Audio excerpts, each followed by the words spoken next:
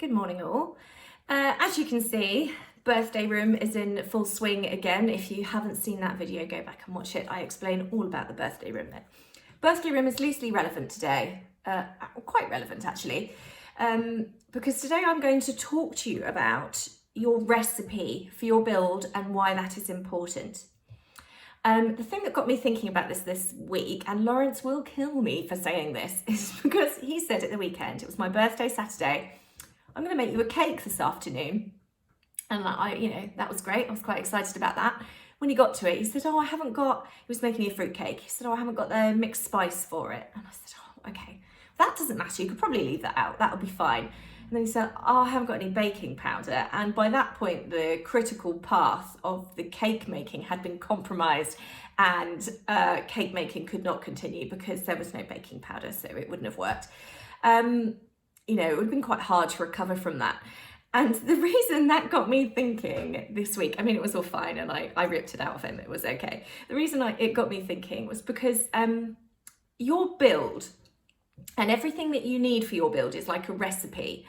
And without certain parts of that, your build will be compromised. So you can only take out so much, you can only compromise on so much before actually the critical path is compromised, or something happens that really means you're not going to get that end outcome that you're looking forward to, or you could end up in trouble with legislation if you haven't ticked the right boxes. And what I mean by this is that people are always really excited to get their build on site. That is always the most exciting part. You just want to get it built, want to be living in it. It's the end goal to any client. That's what they're looking forward to. And what I have seen happen, and what I do see sometimes on some of these forums, is everyone is so excited to get on site that they start building without having certain stages ticked off. So that could mean, planning. You've started building without the proper planning approval, without any prior conditions signed off, without the right drawings is a really common one, and that is absolutely crucial because your technical drawings, your planning drawings will enable you to get planning, but your technical drawings enable you to get your building fully priced, which is absolutely crucial if you don't want to be paying more on site because you're adding things in and changing things, or just really having something, changing something to what you expect it to be on site, what you've had in your head, but the builder hadn't translated that in the same way.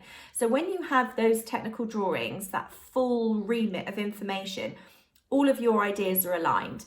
You know exactly what you're getting, the builder knows exactly what they're building. And that's really, really important. And that is what I call your recipe. So if you have all of those bits ticked off, just to work through, just so, exactly like you would in a recipe, if you were following a recipe to make a cake, that's what your build will turn out like. You will get your perfect picture of your house, just like you would make a perfect Victoria sponge. Not me, I'm atrocious at baking, I just stick to architecture.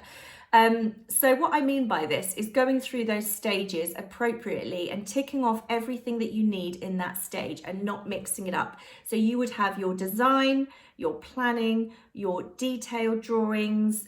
You would then send those drawings for pricing. So you get a full price before you have put a spade in the ground, and then you'll be building.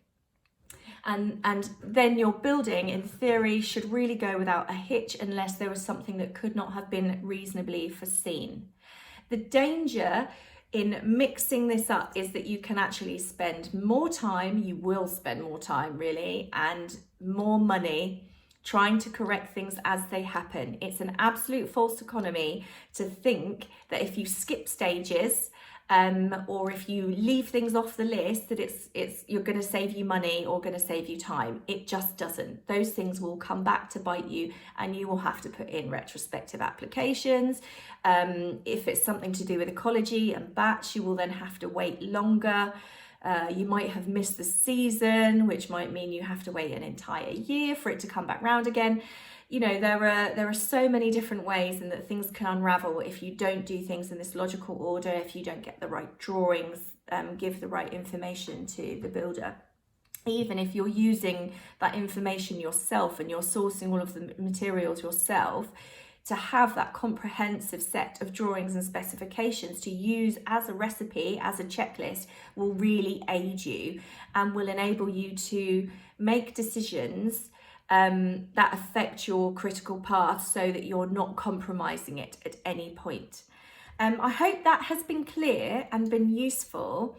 And I hope that your building experiences are more successful than Lawrence's cake making. I'm going to be in so much trouble. And I look forward to speaking to you next week. Bye.